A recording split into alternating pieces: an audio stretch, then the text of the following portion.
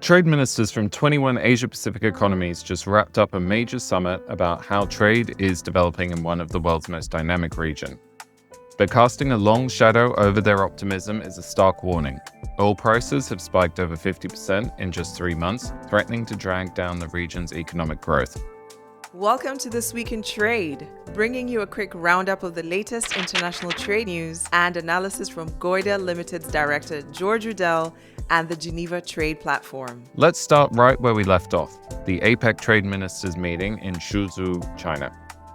On May 22nd and 23rd, China's Ministry of Commerce hosted trade ministers from across the Asia-Pacific.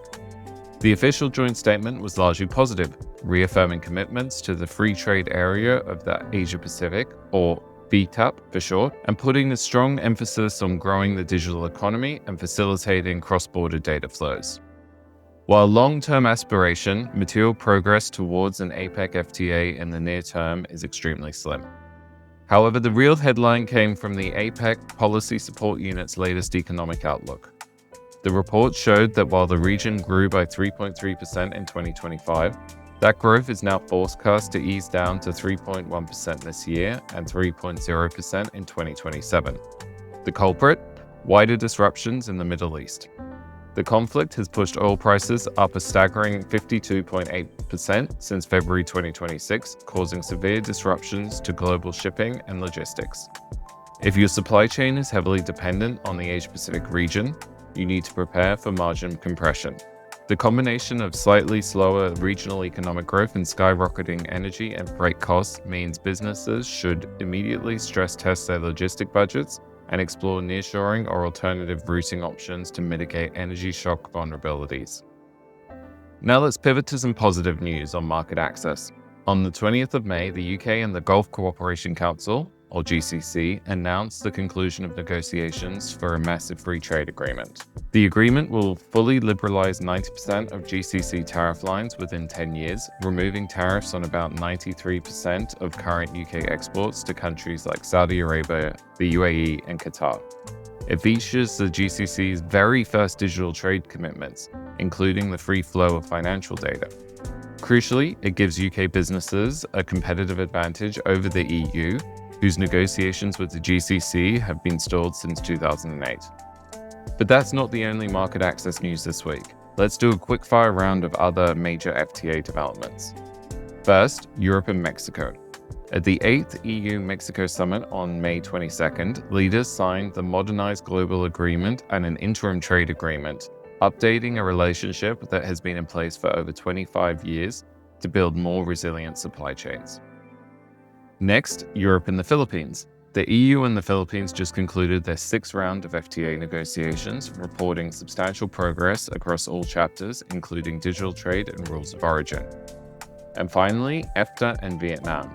Negotiations in Hanoi resulted in the conclusion of several key chapters, including trade and services and investment, with both sides aiming to finalize the entire agreement this summer.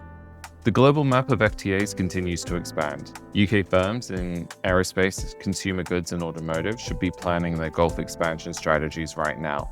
Meanwhile, European businesses should be tracking the Mexico, Philippines, and Vietnam agreements to identify new, low-cost sourcing opportunities outside traditional manufacturing hubs. While those free trade agreements focus on mutual market access, the European Council has just formalized new strict conditions for developing nations that rely on unilateral trade preferences into the European Union. The Council of the EU has formally adopted a revised Generalised Scheme of Preferences regulation, which outlines the EU's trade preferences for developing nations. This updated framework enhances monitoring and transparency, and expands the list of international conventions that beneficiary countries are required to uphold. A major new addition to the rules is the introduction of a faster suspension procedure for serious violations, particularly those related to climate change and environmental protection. As well, for the first time, the regulation directly links trade preferences with cooperation on migration, granting the Commission the authority to propose withdrawing preferences from countries that fail to cooperate on the readmission of their own citizens. The updated rules, which also feature a new safeguard mechanism specifically for rice imports, will officially start on the 1st of January 2027. Continuing with the EU, let's look at their fragile process for agreeing the agreement with the US. The Council of the EU and the European Parliament have reached provisional agreement on the EU-US Turnberry Trade Deal.